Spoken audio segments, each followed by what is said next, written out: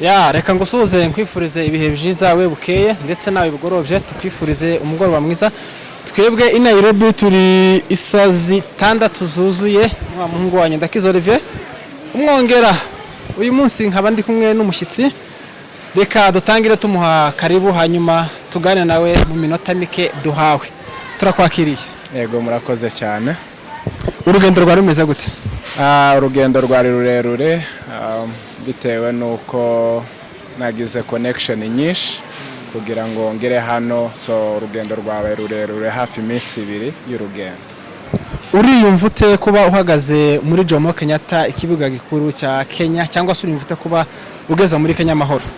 Ya ni ibyishimo birenze bitewe nuko hano mpaheruka kera, niho nuririye n'ubundi njya aho mvuye Melbourne. Rero ni ibyishimo birenze kuri njyewe by'umwihariko. Ni bimwe mu masezerano nari mfite igihe kirekire yo kujya nururuka indege nayagize mbere yuko mba muri iki gihugu cyangwa nurira mva muri iki gihugu. Rero kongera kuza kubwivuga butumwa n'ibindi bikorwa dufite imbere biranejeje cyane, n'iby'umunezero mbishimiye Imana.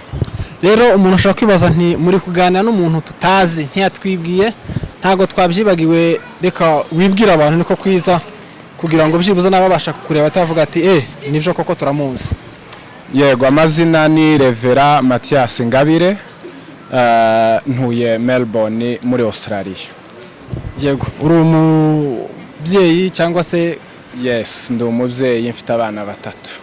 Ye, kuba uri hano muri Kenya waba warazamwe nihe mpamvu kuba wenda waje hano? Kuba turi hano muri Kenya niho dutangiriye. Dufite gahunda zigera muri 2. Dufite gahunda yo kwimika umukozi w'Imana kandi Bishop Magi mushiki wacu dukunda, Imana imuha umugisha, tuzamwita buhereye ejo ku cyumweru, no ku kindi cyumweru dufite igiterane cyo gushima Imana. Hanyuma nje ndacafite urugendo, ubwo niba tuzakomezanya turacafite urugendo kuva hano kugera Uganda dufungura amatorero ku mugaragaro, tugera mu Rwanda ndetse kugeza tugeze Uvira. Ibyo bihugu byose tubifitemo gahunda. Uvuze ikibazo nari nifuje kukubaza, ntese mukozi w'Imana waba ufite gahunda yo gufungura irindi shami ry'ikanisa muri Kenya? Hano muri Kenya ntabwo ari byo bituzanye, twari tuje kugira ngo dushigikire umukozi w'Imana ndetse dushima Imana, ariko haraho dufite gufungura ku mugaragaro amatorero harimo Uganda n'ahandi tuvuze za Uvira. Ubushize twabonye umukozi w'Imana cyangwa se umuramyi Israel Mbonyi aza iwanyu, waba uri muri bamwe bamwakiriye? Yego cyane, turi muri bamwe bamuteguriye kuva atangira kugeza ubwo yasozaga. Turi muri bamwe bamuteguriye, namuteguriye gahunda zose, abakoordinatera amasala. Rero turi muri bamwe bagiriwe umugisha wo kumwakira, by'umwihariko n'umuhungu cyangwa se n'umwana wacu nge mu muryango. Yego, turabizi ko hanze muba muri bize cyane kubera imirimo mukora. Ushobora kwibaza nti ufatanya ute akazi kagutunze no kuba uri umushumba w'itorero? Aho hantu nta mbogamizi ziba zirimo? Ese ntaco wica hakaba ikindi gikoreka kuruta kimwe? Icyo ni ikibazo kigoye, n'ubushize twarimo tukidebatingaho, ariko ntabwo nananirwa kugisubiza kuko umuhamagaro urakonta ku buzima bw'umuntu.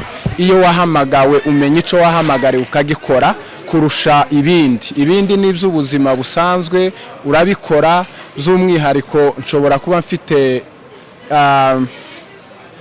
ibyinjiza cyangwa ibyo mu buzima nanone byose ndatwayiza kugira ngo mbi managinge, hanyuma umuhamagaro nywushimire cyangwa se ukore. Urabona kuba uri umushumba bisaba guhoza ijisho ku itorero. Ushobora kuva mu kazi ugasanga ibintu byapfuye, yewe hakaba n'ibindi bipfa ntubimenye kubera ko utafokasinze cyane ku itorero ahubwo hari wenda ibindi waba urimo, ibyo bintu nta mbogamizi muhura nabyo cyane mukaba mwakwica umurimo w'Imana? Oya, kubw'umurimo niho dushira imbaraga kurusha ahandi hose, kuko niwo ukenewe, niho ubuzima bwacu twaremewe gukora umurimo, twaremewe gukora ibyo turimo. Rero kuba twaramenye yuko ariko twahamagariwe cyangwa se ari byo twashiriweho, tugomba kubikora, ibindi byose ni ibyunganira wa murimo. Yego, reka wenda tubaze cyanyuma dusoze kubera ko urananiwe wagenze umwanya munini. Ni ibintu bisa n'ibigoye, twitega iki mu bikorwa byakuzanye mu byo uzasiga ukoze hano? Ni ukwitega Yesu icyo yakora adukoresheje cyangwa akoresheje n'abandi mu buryo ubwo ari bwo bwose, hamwe no gushima Imana. Abantu bazaze dushima Imana ku bwinshi. Uwo mukutano ufite hano uzabera mu buhe muhana cyangwa se muri hotorero kugira ngo n'abantu babashe kumenya aho bazaza kugusapotinga uri? Amakutano dufite hano azabera Kasarani Maji Mazuri, niba ntibeshe neza, niba nibutse neza, ku 15 niho tuzaba dufite igiterane cyo gushima Imana. Hanyuma ejo dufite igiterane cyo kwimika umukozi w'Imana ajya mu zindi nshingano, mu bwiza ava mu bundi ajya mu bundi. Rero naco kizabera Kasarani niba nibutse neza. Rero abantu muze dufatikanye gushima Imana, karibu cyane mwese. Mukozi w'Imana, reka nawe tumusabaze gato urarika abantu, ngwino urarika abantu kugira ngo uzaze gushigikirwa n'abantu wabararitse, niko kwiza. Paul na Safari, murakoze cyane. Mugani w'Abanyakenya Paul na Safari, dejo uruha utembera mu modoka n'ukuri, nubwo nyine ari mu kirere ariko muba mwarushe. Reka tukubwire ngo Paul na Safari, kandi tukubwire ngo karibu i Nairobi. Yego, murakoze cyane, tumepoa kandi nta kundi, tubishimye Imana yabidushobojemo. Murakoze cyane kutwakira.